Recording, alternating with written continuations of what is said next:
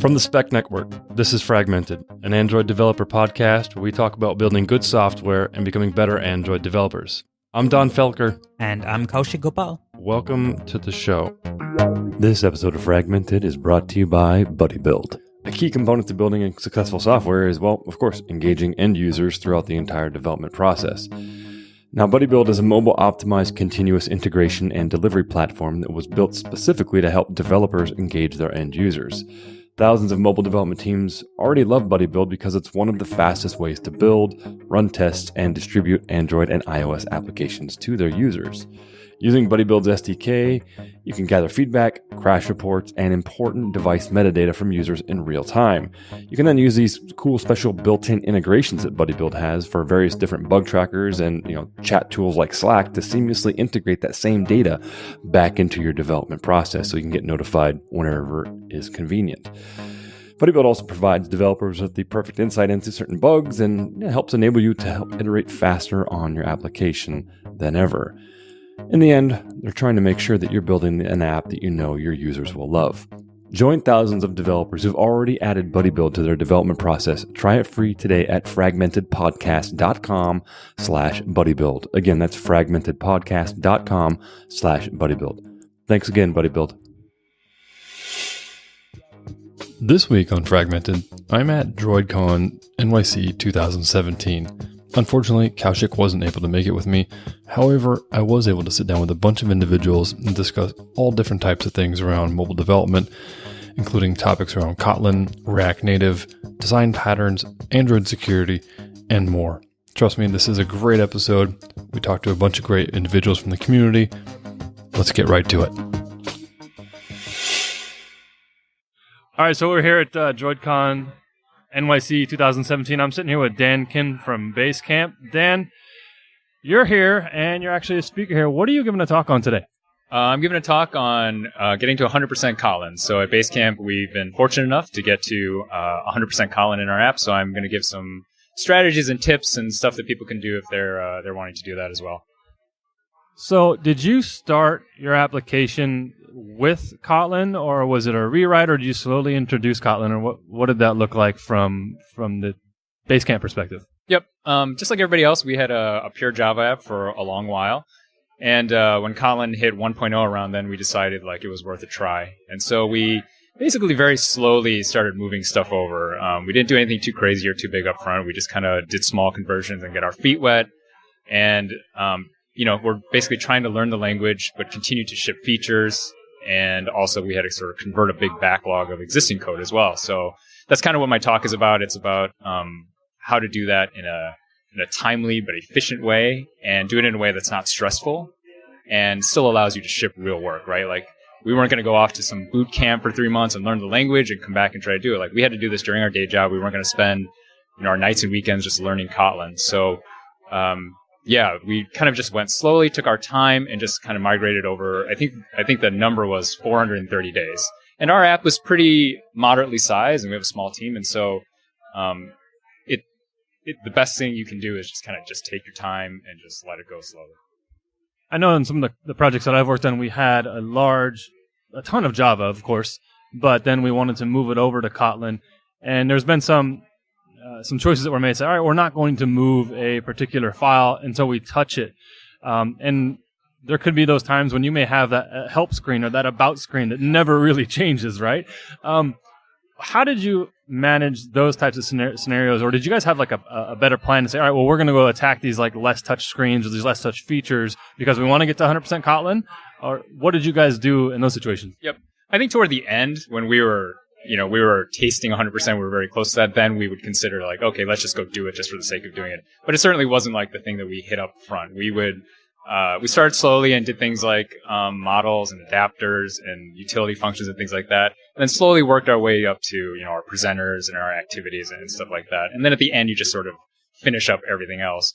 But yeah, eventually we just felt like that number would be fun to hit. And so we did do those. But I think it's also important not to get too caught up in that 100% number. I think it is a nice talking point. It I'm very happy that I get to work in 100% Kotlin, all the time. But it's also important not to get hung up on that, right? Like if the majority of your work is in like 60% of these classes and thus that stuff is in Kotlin and the other 40% you never touch, like who cares, right? It's just this number. It's a nice talking point. So really what you're shooting for is that the majority of your stuff, if you're really into Kotlin, the majority of your stuff is in Kotlin, the stuff you work with day to day. I'm sure that you encountered some weird things when you're moving over from Java. Do you remember any of the weird situations that you did encounter, or maybe a really difficult situation transitioning from Java to purely Kotlin? Yeah, for us, we definitely had some moments where things were just kind of ugly and just felt bad, like felt wrong. And I think it's important to know that pretty much any team that's going to do a large scale transition to Kotlin is going to have that moment. It's this like weird, uncanny valley stuff you're just like not super happy with. And we definitely had that. One thing that we had happen was that we have base classes for our activities and for our presenters.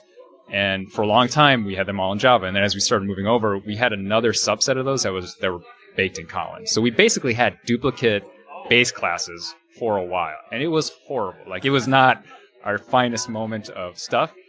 And we could have, pointed our Java stuff over to Kotlin, but we were doing some other stuff and experimenting. We wanted to keep it isolated and safe. So there was good reason for it, but like that was not our finest moment. Like, we had duplicate code all over the place. So, just to sort of reaffirm to people that like, hey, you're going to have these moments where, we did it and everybody's going to go through this awkward phase where the code's just like not where it is. You might have like hacks to work around the library that's not working or something just odd, and everybody's going to go through it. So I think it's good to remember that we've all gone through that weird, awkward phase. I think that's important because, as you said, you get to those weird situations where you have these two base classes. You have duplicated code most likely in some places. It feels dirty. It's a bad code smell. It's against all conventional wisdom that we've been taught. So it's good to actually say, hey, this is actually a professional team that's gone through this, and see it so people know that they're not alone. Like, all right, this is something normal in a transitional period. Especially when you're working with a new language, right? This isn't like just implementing a library or something like that. Like, this is a whole language change. So yes, it's very close to Java, and the compat is very good, but it's a significant thing. So you're going to see probably weirder things than you would just sort of implementing a library or a new architecture or something like that. Like, this is pretty fundamental. So, don't stress about it. It's going to happen. Now, there's something else I want to talk to you about, is that you share a very common goal that I also have, and that's developer happiness. And actually, where you work at Basecamp, DHH, for those who aren't familiar, David Hannemeyer Hansen, the creator of Rails, I think he's a CTO, right? Is that Basecamp? And he's very passionate about developer happiness and productivity and so forth. And I feel the exact same way. And ever since working with Kotlin, I came from a web background. And so I was, in the languages I was using then, I was very happy. And then I came to Java and I got very sad. And I stayed sad, kind of with this like smiley face, like the sad clown kind of thing, you know what I'm saying? But then when Kotlin came along, I felt very happy. And then you wrote a blog post that was something around developer happiness. What makes Kotlin, that type of environment for you? Is it something that you think matters to be happy in your development language, or how do you feel about that? I mean, developer happiness to me is crucial to the creation, I think, of any good product or team or whatever it is you're working on. Like, being happy as a programmer means you're going to perform better and you're going to just do better work, right? And Kotlin, for me, did that on a couple different levels, but basically it was just so concise and readable, and it had all these conveniences built in that were just, you could do them in Java. It just wasn't as easy. And so because it was easier, as a result, I felt like my work was better. And so basically my life is easier, my work is better. Yeah, you know what? I'm going to be happier because of it. And that's because of the language change. It's just Java, I just never felt that way because I didn't ever have experiences like that where I felt like my work was improving, and because of a simple change, like, or a significant change, but a change. And so that's what made me happy. It was like, hey, my work is better. Life is easier. Like, this is beautiful and wonderful, and I get it. So I think that's super important. And for anybody interested in Kotlin, obviously it's a subjective thing. Not everybody's going to feel that. Not everybody's going to be impressed or happy from a programming language. But I guess the story is that, it can happen, and, you can find quote unquote happiness from a programming language. Well, Dan, thanks for taking the time here at Droidcon NYC 2017 to talk to me. If folks want to get a hold of you, what's the best way that they can get a hold of you? I'm on Twitter at Dan Kim, and then if you want to shoot me an email, dan@basecamp.com. Thank you. Anyway, we're here at the Droidcon 2017 live. I'm talking to Gabriel Peal. Gabriel, you're a speaker today at the conference. Is that right? That is correct. What are you talking on? Today I'm going to talk about Lottie. We're going to show what the community has done with it, and then also take a deep dive into some of the Android APIs that are used to actually build it. Fantastic. So for folks that are not familiar, Lottie is what? Lottie is a library that takes animations that were built with Adobe After Effects, exports them as JSON, and then renders them natively on Android. Oh, okay. So it makes sense to me, and the reason why I say that is because we've already interviewed you here on the Fragmented podcast, so if folks are interested, please check the show notes to the show, and you can check out the full episode. So I'm actually going to detour this entire conversation away from Lottie and talk to something me and you talked about earlier today, and that's my interest actually in React Native. And as you were talking, you actually do quite a bit of React Native, and from what I understand, you've been doing it for a while now. Is that correct? Can you give me a little bit of history on your experience with React Native, how long you've been doing it and so forth? Yeah, so me personally, I started doing React Native in January 2017. But as a company at Airbnb, we first started investing in it about 18 months ago, sort of around the middle of 2016-ish. And the goal was we had a lot of web developers and a lot of need to build more quickly on mobile. And we just couldn't scale our mobile teams quickly enough. And React Native came along as a potential technology that would allow us to pick up our velocity a little bit and ship high-quality products that are performant and beautiful with animations, but at a faster pace than we were able to ship before. So, are you using? Is it live in the application now? Yeah. So as of today, towards the end of 2017, we have actually almost 200 screens in the app that are React Native. How many screens do you have? You know, it's a little bit harder to count the native ones. I don't actually have the number on the top of my head, but it's about, as far as lines of code, it's about 20% of our code base right now. Wow, okay. That's super interesting. So one of the things that I asked you earlier, which I think is interesting too, is I'm wondering, about the native controls. Everyone says, yeah, these are real native buttons. You said it is. It's rendered onto native, and you showed me a screen that was actually had a picture on it and some calendars, and it flowed very fluidly. I wouldn't have been able to tell if you just gave it to me. I would have thought it was an Android app. I didn't know it was React Native. And then the question I had for you was, all right, well, what about your design? Do you do everything material? And then you had an interesting answer to that. I wonder if you could kind of repeat what you said to me in there about kind of the components you guys have kind of designed or whatever. Yeah, so we spent a long time building a design component library for all of our mobile apps and actually our desktop website as well. We call it DLS. It stands for Design Language System, but it's a set of about 50 core components that includes rows and buttons and switches and things like that. But while we designed it, we were very intentional to make sure that it both felt like Airbnb, but it also didn't feel just like iOS or just like Android, because then it would not feel at home in the other platform. So for the most part, it's a new design language that's very Airbnb catered, but we've made specific platform differences for Android or iOS where appropriate. So things like a row that has a disclosure chevron on iOS won't have it on Android because that's not a common pattern on Android.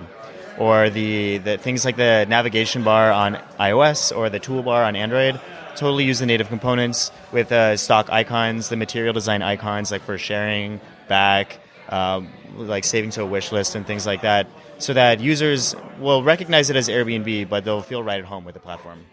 So it won't feel like it's like I'm running in a web view or anything like that.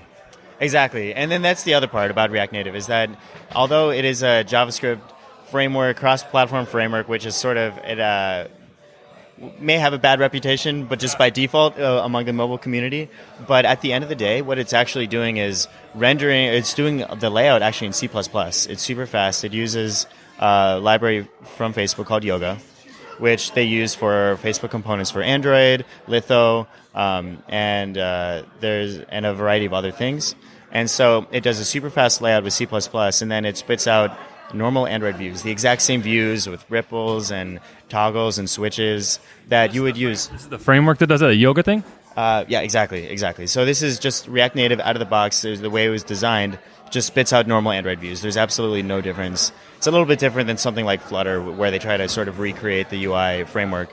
And then you can build bridges for anything you want. So we at Airbnb, we have our, which is a very common thing, we have our custom text view and our custom image view, custom networking layers, and a bunch of custom parts of our native stack.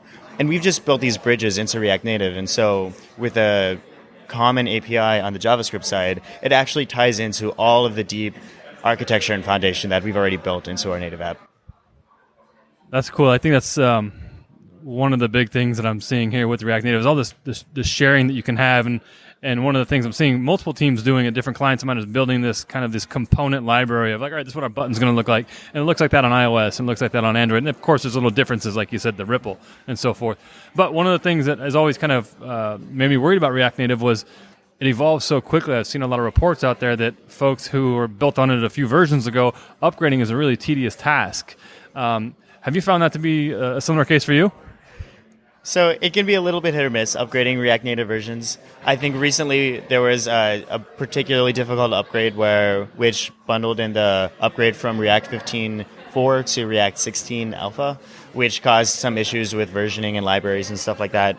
I think going forward, Facebook sort of recognizes some of the pain that this particular upgrade caused. And so going forward, hopefully it's a little bit smoother. Generally, the actual framework itself is relatively stable, and so we actually didn't have too many issues with actual incompatibilities with our own code or breaking changes.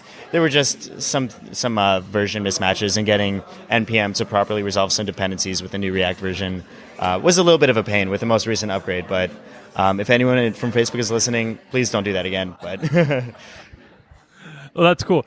The question I have for you is you worked at Google, you've worked deep into Android, you've done Android at Airbnb, you've kind of been all over the ecosystem, and now you're doing React Native a lot. What is your gut feeling on React Native? How do you feel about it? Is it like, hey, this is cool, looks like the future, or is it kind of iffy? Are we looking at the tip of the iceberg, or what? So I think one of the things I'm constantly thinking about in my head is that we're engineers by profession, and that one of the things that we do is we like to figure out pros and cons and be quite pragmatic with how we choose technologies. And I think that React Native in particular is a really interesting technology because it has really strong pros and some actual downsides. And it's important for any project to sort of consider what are the pros and what are the cons and weigh that and figure out how it balances into the needs of your own project. So, some of the things that are more difficult with React Native today are infinitely scrolling lists. The maintainability of code is a little bit harder because it is JavaScript, and with things like TypeScript or Flow and ESLint and better tooling from VS Code and a variety of other things in the industry, it's starting to get better, but it's no match for some of the things you might get with Kotlin and IntelliJ that are just extremely powerful, and IntelliJ just knows a lot about your code inherently because of the language, and so it can be difficult in that regards, but at the same time, when you watch a product developer sit down, write React with Redux and using some other tools from the JavaScript community, and then they hit save, and then it shows up on Android and iOS 1 second later, literally 1 second later, it's times like that make me take a step back and think, wow, this is the future. Why are we writing things twice, once for Android, one for iOS, when if we just build the right underlying infrastructure to allow product engineers to just build a product once, which is totally possible, it's really a magical developer experience. You said something earlier that really piqued my interest, and I kind of agreed with. I was talking about a recent friend of mine who went to a different company, and they're having some challenges with React Native, and they wanted to kind of replace some of the underlying core architecture with something a little more robust. Maybe it was native, maybe it was something else. And you said that you felt, and correct me if I'm wrong, that you need to have a strong engineering effort on the architecture. Can you explain why that is, or what your thought process is there? So, and I had multiple conversations today about just how, as our mobile apps have gotten enormously more complex over the last few years. They keep growing in size. They have hundreds of thousands, in some cases, literally millions of lines of code in an app. And I think people outside of mobile would be blown away to see what they interact with is just the tip of the iceberg. It really is just the tip, and there's so much architecture underneath to handle things like authentication and internationalization and right to left support. There are a million things you could go down the list that are required to really have a robust and complex, fully featured app. And the same is true when you're integrating React Native. And if you try to just slap it as a layer on top, you're going to have a bad experience. I'd say if that's the approach, it's not even worth it to try. Because it really, in order to get a good experience, you really have to deeply integrate it. You have to build those bridges into all of your existing native infrastructure. You have to figure out how to tie APIs between Android and iOS such that you have a seamless experience from the JavaScript side. And so from the beginning, at least at Airbnb, we've had multiple people working full-time purely on keeping the React Native infrastructure sound and tying it into all the new native infrastructure that we're building so that it really does feel seamless. I mean, we've even gotten as far as having shared element transitions between native and React Native screens, and it's a really simple API on the JavaScript side. You just wrap whatever views you want with a shared element tag, just like it's a React component, and then all of its children will be a shared element, and then it'll recognize if it's an image and do the scale, the matrix transformation that you would normally get between two native screens, and then we built the same thing on iOS as well. The same API, and so shared element transitions you get on both platforms for free, but it takes work to get there, right? We had to put in a fair amount of work up front in order to build that on both platforms. But then once you've done that, you wind up with an experience that is just unparalleled on either platform alone. Hearing the whole 1 second thing, rewinding that a few seconds ago, that literally blows my mind. Hearing like the shared element transitions, hearing everything else in that area makes me super pumped, want to go try it like right now. For folks that are just getting started with React Native, what would you recommend, a couple of tips recommend to them get going in their feet well? What would you recommend? So that's an interesting question. I think a lot of people who start working on React Native come from the React side, and then they try to learn mobile as they go. I think if you're listening to this podcast, you're one of the rare breeds that are maybe considering going the other direction. And so you actually have some mobile experience and you're trying to get into React and React Native. And so actually building a React Native screen is actually quite similar to a React screen. In fact, you can use a lot of the same NPM libraries, NPM packages that you would use if you were building a website. So I would start with just React tutorials, like get familiar with some of the new JavaScript conventions. So if you've been in the Android world for a couple of years and maybe done JavaScript like 3-4 years ago, I think you may actually be pleasantly surprised at some of the things that have come along in the last couple of years between ES6, TypeScript. ESLint is an incredibly powerful linting tool that can actually catch a surprising number of things.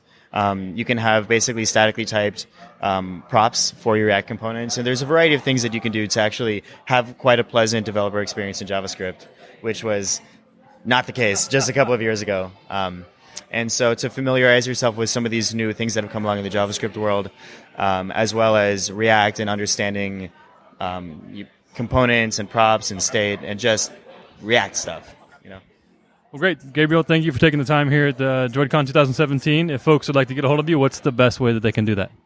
So you can always reach me on Twitter. My handle is gpeal8, GPEAL8. If you reach me there, send me a message or something, I'll definitely respond. But thanks for having me on. I appreciate it. Thanks again, Gabriel. See ya. I'm here with Scott Alexander-Bown. So it's the first time we've met. Welcome here to Droidcon, Scott. Brilliant. Yeah, thanks, Donn. Thanks for having me. So from what I hear, everyone I've talked to about Android security, anytime I ask a question about it, I say, who can I talk to? Usually I get pointed in your direction. So I wanted to sit down with you for a few minutes and talk about Android security and kind of what that means at a high level. So I guess when folks usually come to you for Android security advice or consulting or whatever it is, what does it usually entail? Are they talking about the actual getting down to the low level of Android, or are they talking about securing their application, or what does it kind of entail end to end? I think mainly it's around what can they do in their apps to make it more secure. I think there's a lot of security is such a huge, multifaceted sort of field. And your app is like just one part of that. And so there's a lot of considerations from the server side down to, your app. And I think there's lots of things you can do generally, I think that security is one of those things which isn't prioritized. You know, a lot of times we're looking at user interactions, animations, and stuff like that, and not actually the security side of things. So I think that's because there's a perception it's going to add lots of time to development and things. But I think there's a lot of or there's the kind of the perception that you can't trust the client, you can't trust the environment that your app runs on. So there's almost a sense of like, why bother doing any security? Because, you know, ultimately there's only so many things you can do. But my kind of approach or my advice is really there's a lot of things you can do to make it more difficult for adversaries, for attackers. And there's a lot of stuff you can do just to up the bar that doesn't actually require that much like development effort. And things that aren't actually that hard. A lot of the talks that I've done when I spoke about improving security is stuff that, you know, everyday developers, you don't have to be a security expert. The talk I did today at Droidcon was specifically aimed at developers and not security experts. It's just things that you can do to, you know, remove the low-hanging fruit, really, and, you know, to do security better than say your competition. You know, increase the time and the skill level required to attack your app. And I think that's the key thing. You can't make it 100% secure, and in some respects you should accept that going into it. But you can definitely improve the security to the point where it's you want to make it economically feasible. That's the kind of the goal in security, and there's stuff you can do to make that possible. So if I'm listening to this and I want to improve the security of my application, or even to spin this a completely different way, let's say you've consulted for a while now and you've brought into a company, and the company says, hey, we want to, you know, give our app a security audit to figure out what's going on. What would you say like some of the most common problems that you've seen, or the commonest like attack vectors that are wide open in apps that you've seen? Yeah, that's a really good question. I think it varies a lot. You know, from some apps that maybe do encryption, but then the developers have accidentally left in, you know, log statements that log out like critical things that are part of that process. To, you know, when apps are talking to servers and don't do like proper SSL sort of validation and stuff, and the platform by default will do a lot of that stuff for you, but they've had to work around things like, you know, using say self-signed certificates for development, and then they've left that code in their apps and in production, and that can, you know, kind of defeats the object of having SSL at all. So there's things like that. There's also like things like maybe using encryption but having a hard-coded key in each app. And, you know, really you should probably think about your source code as being open source, even though it's closed. You know, as soon as it gets out in the world, it's you consider it as open source. Yeah, I think even if you're using obfuscation, if you're using ProGuard and stuff, it's still, you know, it ups the level. Like, you know, it's a lower hanging fruit, like to use obfuscation, and using some of the paid commercial tools raise that even further. But generally, yeah, you should sort of treat it as being open source. So if you've hidden, or you think you've hidden a secret within the app, a hard-coded secret, it's not hidden at all. So that's like a classic vulnerability I see when someone has used you know, standard sort of Java crypto, you know, reasonably strong, but then have used like a hard-coded key. That you haven't really added any security to that aspect. You know, it's very easy to sort of reverse engineer, find that. And then the problem is that if you've just done it in one app, then you could, once you've got that key, if you've just got the one, then you could easily decrypt data on other devices and things. So like one of the things you can do to sort of make that better is like generating a key per device. I mean, even if that's stored in like the shared preferences, which is shared, you know, sandboxed on a normal device, on a rooted device, it's wide open, I believe, or something. Yeah, so on a rooted device, a root processor or an app with root privileges could access that. So you haven't got that sort of integrity. But at least if it ups the skill level you needed to have a compromised device, and then at least say if the key is then compromised, the key is only compromised for that one installation because you've generated that key for that installation. It's not like a shared secret between lots of apps. So things like that it's thinking about that. So if you've got a shared secret, it's shared and it's definitely not a secret. So if I had like let's say my team built an API, that API needs some type of token to access that API. Traditionally, and I've been guilty of this early on in my career, I would take that token and I'd put it in a constant somewhere in some file. And you're telling me now that that's going to be one of those vectors where they could decompile the app and take a look, say, hey, here's that key, and it's been installed on a million devices through this app. Now I can just use this key and just start, attacking this API or whatever. Yeah. So that's a good point. Yeah, API keys are always it's like a difficult one because you need something in there and you need to have it like static. So you can use I know commercial tools like DexGuard has a way of encrypting the files, so you could put it in one of theirs using string encryption. That again ups the skill level required to sort of get to that. But things like using OAuth, where you've got like a challenge response, where you give the app a token and it uses that for the sessions and things like that, rather than having like a fixed one. So something almost like expires. So in that case, or even it comes from the server. I've implemented a very similar thing like that. Once you log in, then okay, we're going to send you down your keys. We store them in memory or something like that, and then your session expires, the memory expires or whatever, it gets cleaned out. Stuff like that. Yeah, and the key thing with that is using that kind of that methodology, I guess, where you've got like this active token, like a session, effectively. Yeah. And then if you run sort of tools like the safety net attestation test, or some of the other kind of tests that you can do as part of in the safety net API, your server can then find out, is this a trusted device? Safety net attestation is a really good one to sort of put in, and it's a good one that effectively does it's not billed as like a root checking service, but that it does that as part of it. So you could do that, run it on your server. You kind of run it on the device and you pass the result to your server for verification. And that's where you could use something like that to revoke the tokens and stuff. So if your server then know that this device is compromised, it's rooted or has an active API attack on, which you can do with safety net, your server could revoke the tokens for that session. So Cool, excellent. So if we were to if you were to tell a developer or a team, you kind of walked in there and maybe you were teaching a class or something like that, and you said, hey, here's a couple of tips. These are the top tips I would tell you about when you're developing your app, just to be aware of. And for the folks listening, what would you tell them? Like, hey, look out for these couple of things to make your app a little more secure, or here's a few things you should look into.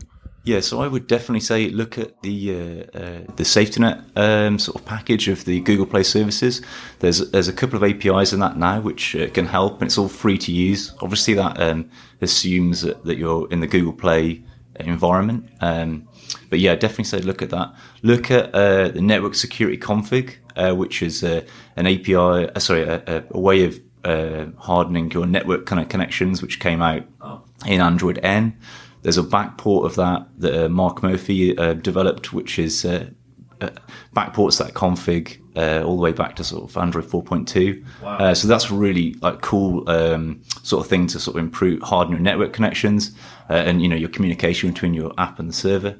So those are probably the two main ones I would say to look at.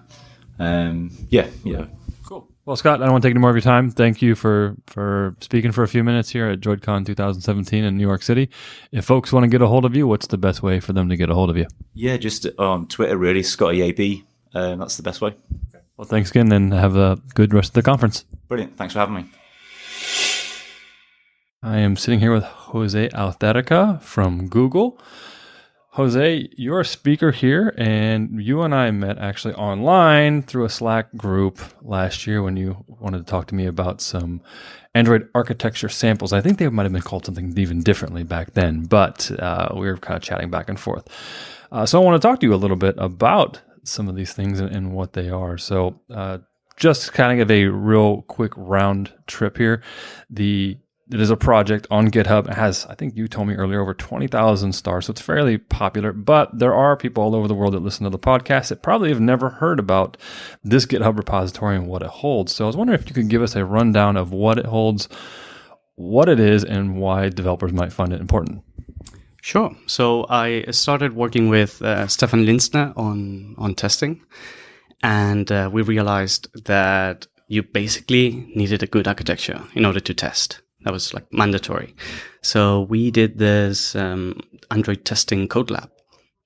And we decided to use an MVP architecture. Okay.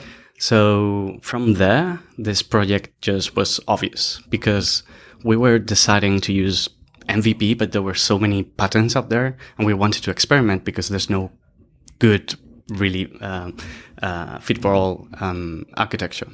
So we decided to create this new repo with, using the same app, but in different, using different patterns or different libraries or different architectural tools. So that's the idea behind it. Okay. So you said something important there that I think most people kind of gloss over this topic, is that you are using is it the same app concept? Yeah, exactly the same app. So the UI tests are actually the same. So the UI is exactly the same experience, but what changes is, the backend, let's say, of the architecture of each branch. We create a different branch per project. That's it.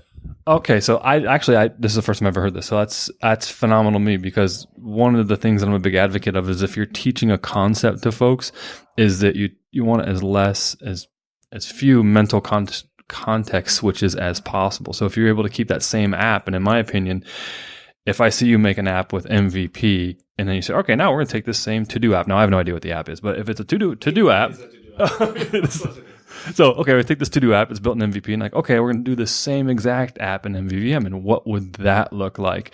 Now I already know what each screen's looking like. I know what the input fields, the buttons, and everything, and so I no longer have to focus on, okay, why is this button over here? I can just say, okay, how is the underlying architecture changing underneath? And is that kind of what these templates and blueprints show? And then not just that. We also focus on architectural tools. So, for example, if you want to see how to integrate Dagger into your MVP architecture, then you can just compare branches. So we have an MVP Dagger branch. Oh. So you can use something like meld and compare the actual directory. So you can see each file, how it changes. So you can see very, very clearly what you need to go from point A to point B.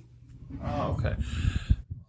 That's interesting. So how many patterns do you have currently in that repository? Do you have any clue? Or is there a ton, or is there just a few, or what?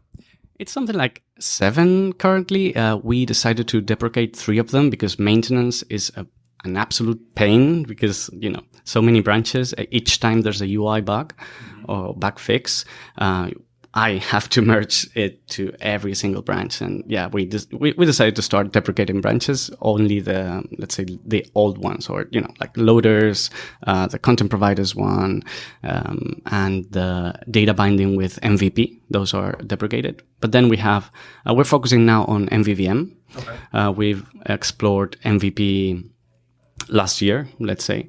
So yeah, and now we have 3 or 4 developer branches, or branches in development, including the architecture components ones. We're waiting for them to be stable. Okay. So is this something that's just Google builds internally and then kind of pushes out? I know some projects are like that. They push them out to public when they're ready to be out to public after they've gone through legal or whatever. Is this something that's like that at Google, or does the community have any involvement, or what? Not at all. It's actually completely different from the rest of our samples, because we wanted the community to be part of it. So it's like a real open source project, and the community and actually bringing the community to the project allowed us to talk about things like RxJava for the first time, because I don't think we have the authority to create a sample about RxJava. Yeah.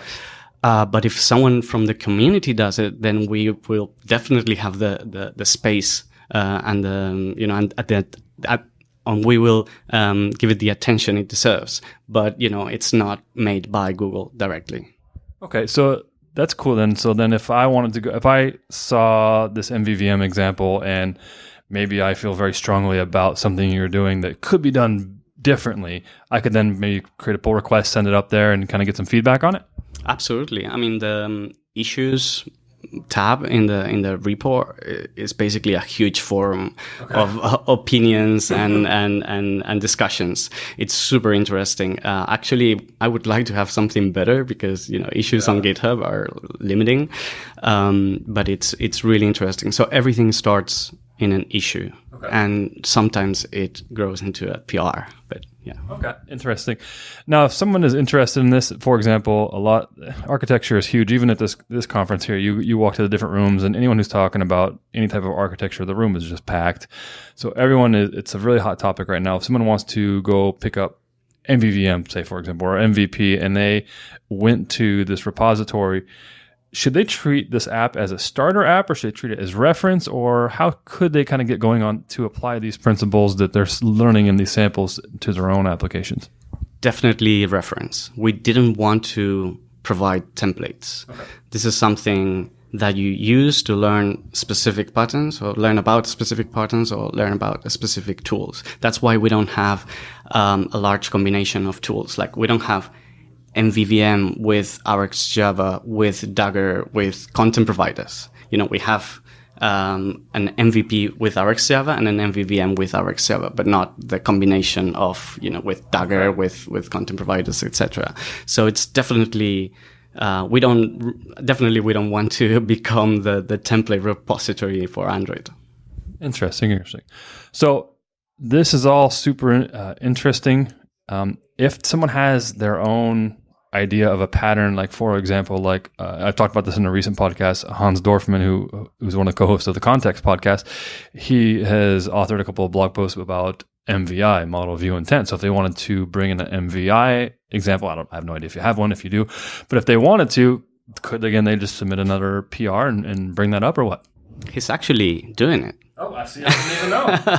Yeah, with Benoit and David Gonzalez. They're working on an MVI pattern right now, or MVI sample. Not sure if it's going to be part of the official list of samples, but we have something in the main README, in the main list of branches. We have external samples, and that's very interesting because if you have for example, we have a sample for the conductor library. It's not big enough to be one of the 7 main, samples, but it's interesting enough. So we have this external samples list, and it points to the developers' repository, like their own repositories, and that's great. It works really, really great. It doesn't have to be up to date, because we don't guarantee that it's going to be, but it's great for those like more obscure patterns that are not that popular. But in the future, if they get a lot of attention, definitely we would be happy to include it to the official list. This has been a fantastic talk. Quick little introduction about what you're hosting up here and it's up on GitHub. Is that correct? Yep. Okay.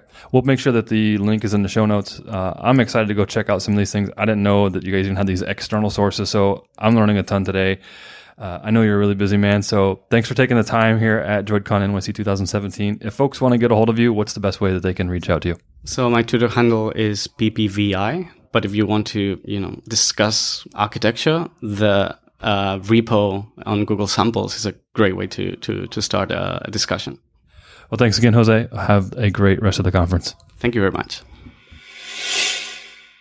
I'm here with Kevin Galligan. Kevin, you are the organizer of Droidcon NYC, as well as the founder of touchlab. So can you tell us a little bit about touchlab and Droidcon and kind of how it got started and a little bit of history about it?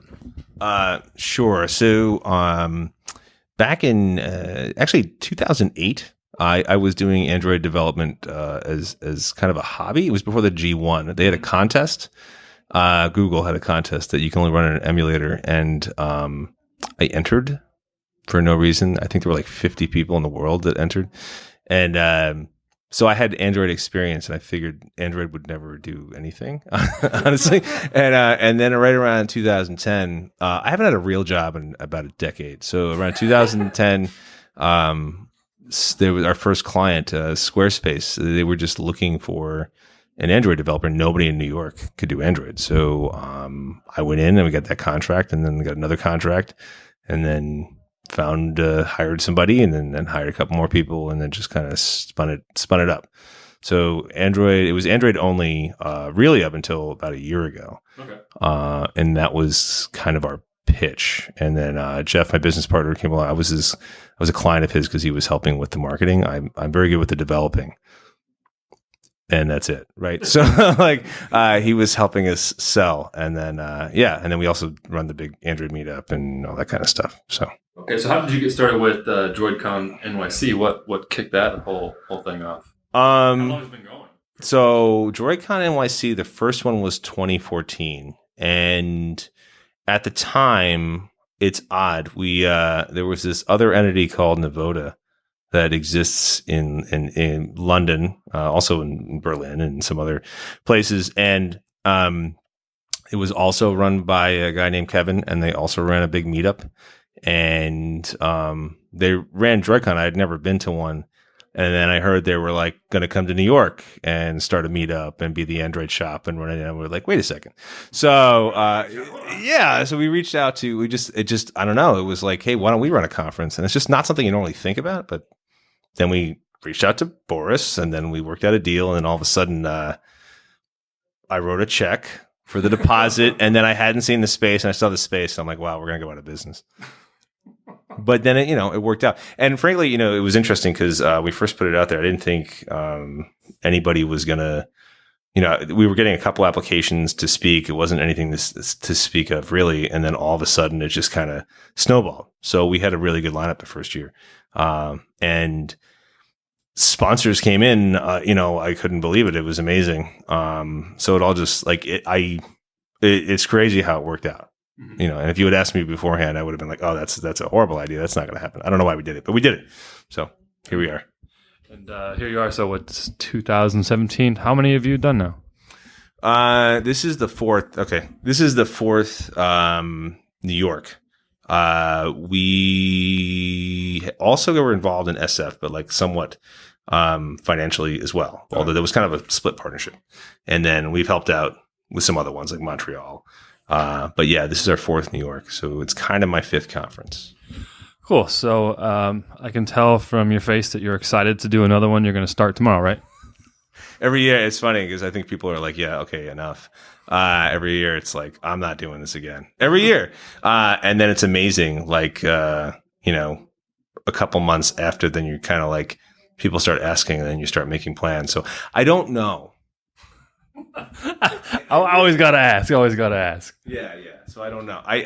No, there's going to be another one. What our involvement's going to be is sort of interesting. We had sort of a different year this year. Like we as a company decided to have a different deal with Droidcon because Droidcon's taken a bunch of investment with a much bigger partner in Berlin. So we didn't actually do the money for this one. We were worried about we were in charge of the content. And this is what happened in London, and Navoda kind of stepped back actually because they had to change the focus of their business, which is kind of a little bit of what we were doing.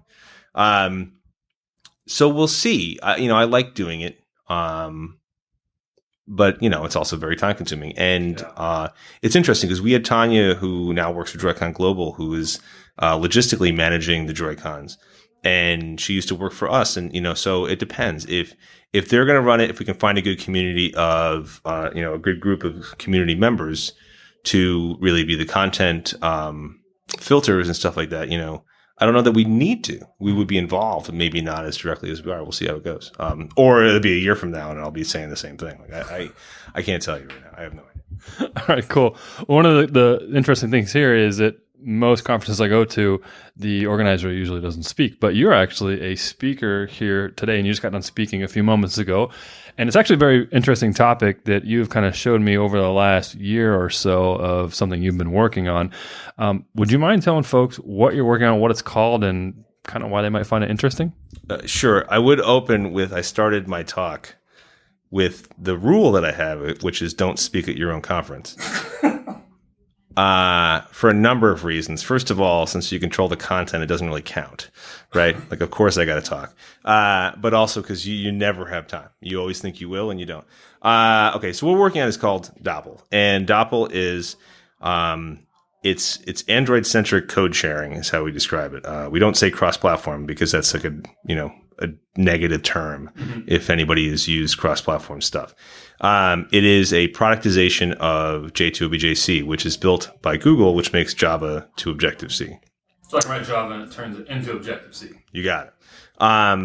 what we've added on top of that is a usable build tool. In this case, Gradle, which they don't really have a build tool. They have examples with makefiles and all this stuff. Anything but Gradle. They just decided they didn't want to use Gradle. And it's just logic. There's no architecture stuff. It's just like Java and like maybe log from Android.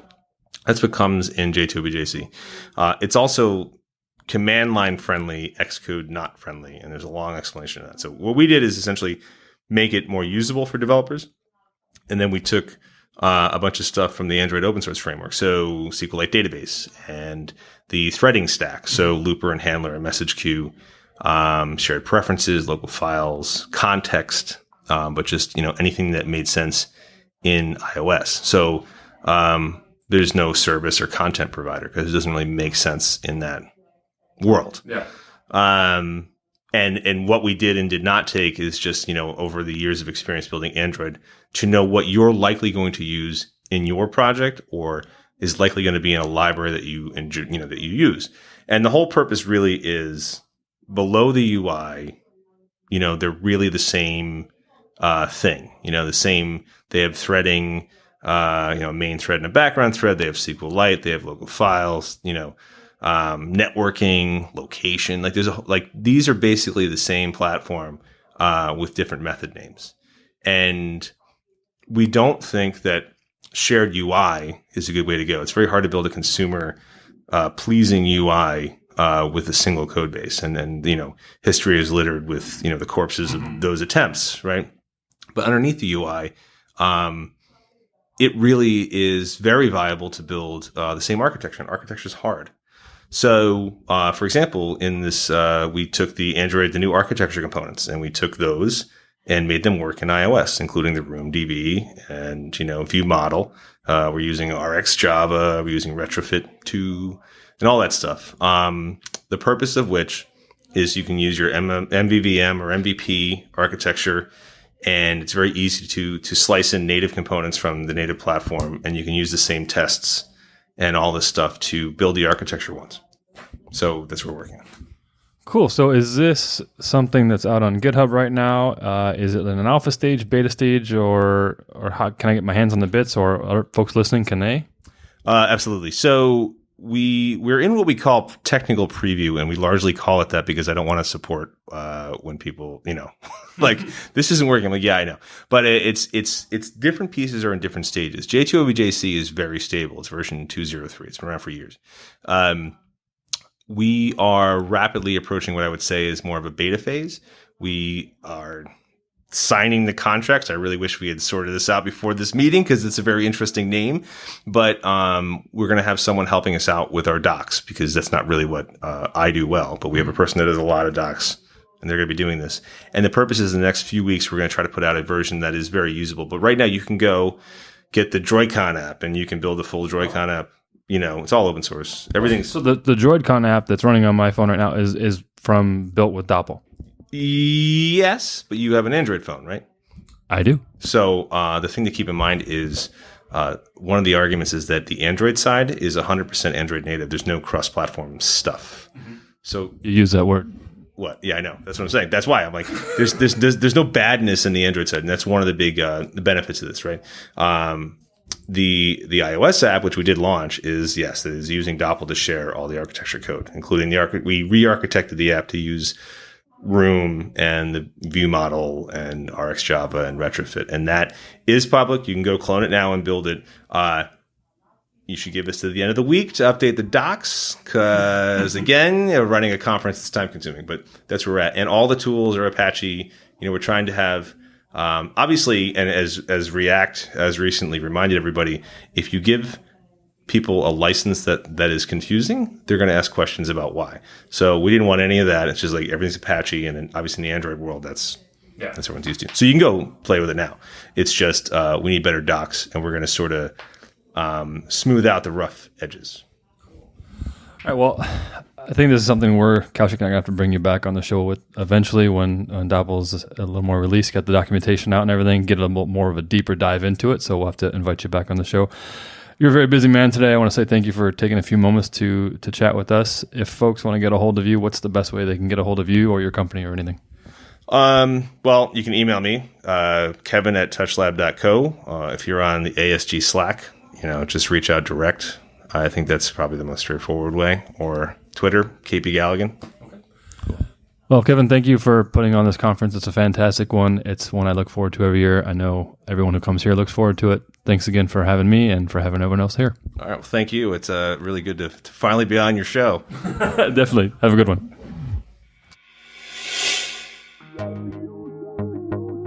Once again, we'd like to thank our sponsor for this week, and that sponsor is BuddyBuild. Now remember, BuddyBuild is a mobile-optimized continuous integration and delivery platform that was built specifically to help you, the developer, engage your end users during the entire software development lifecycle. Check them out at fragmentedpodcast.com/BuddyBuild. Again, that's fragmentedpodcast.com/BuddyBuild. Thanks again. That's it for the show, folks. Fragmented is hosted by DonnFelker and me, Kaushik Gopal. We edit and produce all the episodes here on Fragmented. Sarah the Amazing Jackson from the Spec Network helps with production assistance and wraps our final mix. Our theme and ad music is by the national recording artist Blueprint from Weightless Recordings. You can find more Fragmented episodes at fragmentedpodcast.com. Thanks for listening, and we will catch you in the next episode.